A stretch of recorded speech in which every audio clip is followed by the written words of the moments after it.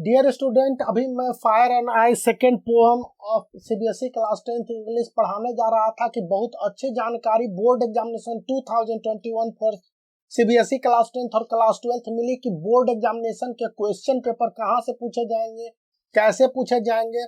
तो इसको लेकर मैं शेयर कर रहा हूँ सारी जानकारी, और वो जानकारी इस वीडियो के डिस्क्रिप्शन में भी डाल दूंगा ताकि आप उसको डिटेल से पढ़ सकें। तो इस वीडियो के अंत तक बने रहिएगा और उस जानकारी को पूरी अच्छी तरह से देख लीजिए। सीबीएसई ने 2021 के बोर्ड एग्जामिनेशन के क्वेश्चन को लेकर यह क्लियर कर दिया है कि सभी क्वेश्चन एनसीईआरटी बुक से ही आएंगे।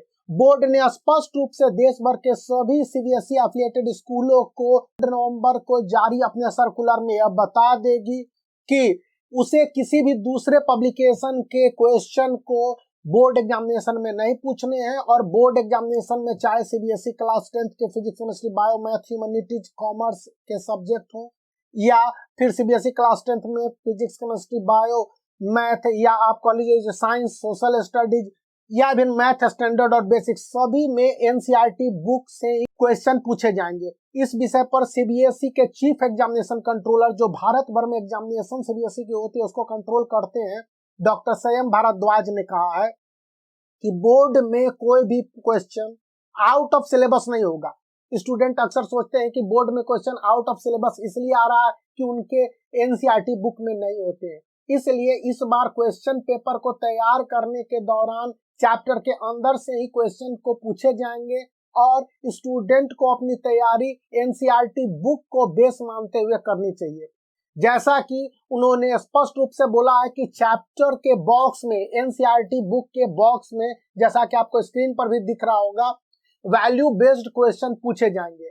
सीबीएसई क्लास 12th में वैल्यू बेस्ड क्वेश्चनों की संख्या को 15 मार्क्स तक लिमिट किया है। वहीं क्लास 10th के लिए यह वैल्यू बेस्ड क्वेश्चनों की संख्या 8 से 10 यानी 10% तक लिमिट कर दिया है। तो अब आप पूछेंगे कि वैल्यू बेस्ड क्वेश्चन क्या होते हैं। तो वैल्यू बेस्ड क्वेश्चन किसी भी चैप्टर को पढ़ने के बाद उसके क्रिटिकल थिंकिंग, यानी कि उसको लेकर स्टूडेंट क्या विचार बनाते हैं, स्टूडेंट ने चैप्टर को पढ़ने के बाद उसके उपयोग को लेकर जो क्वेश्चन का आंसर देंगे उसको एप्लीकेशन बेस्ड क्वेश्चन कहेंगे।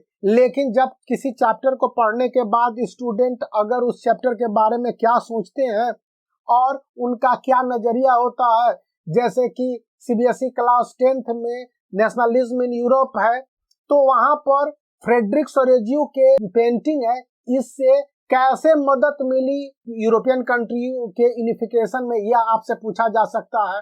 इसी तरह से सीबीएसई क्लास 12th में हिस्ट्री को ले लीजिएगा तो वहां पर यह पूछा जा सकता है कि स्टूडेंट को मुगल पीरियड में किस तरह से भारतीय अर्थव्यवस्था अफेक्टेड हुई, या फिर जो इंडियन फ्रीडम स्ट्रगल है इससे पहले भारत की इकोनॉमी कैसी थी अभी के तुलना में, आप बता दीजिए। तो इस तरह के क्वेश्चन के आंसर आपको देने होंगे। एक question 1 marks, 2 marks, maximum 3 marks के होंगे और लगभग सभी सब्जेक्ट में होंगे।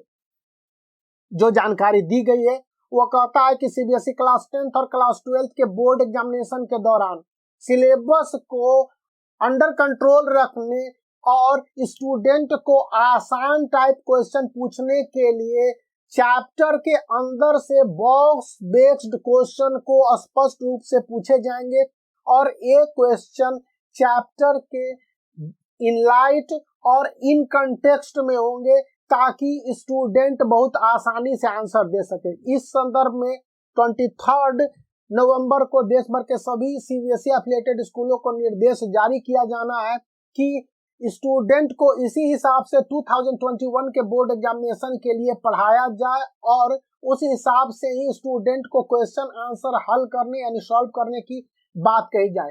टीचरों को चैप्टर के बॉक्स बेस्ड क्वेश्चन को निकाल के बताने की बात कही गई है। हालांकि इस तरह की भी बातें होती हैं कि वैल्यू बेस्ड क्वेश्चन के कारण स्टूडेंट कभी कुछ गड़बड़ करते हैं और स्टूडेंट जो 2020 के बोर्ड एग्जामिनेशन में अगर परेशानी में फंसते रहे हैं तो उसका सबसे बड़ा कारण वैल्यू बेस्ड क्वेश्चन ही था। तो इस बार वैल्यू बेस्ड क्वेश्चन को पूरी तरह से स्टूडेंट ओरिएंटेड बनाने की बात कही गई है और यह एक बहुत बड़ी बात है। तो एक थम्स अप बनता है and you can consider to subscribe the channel also.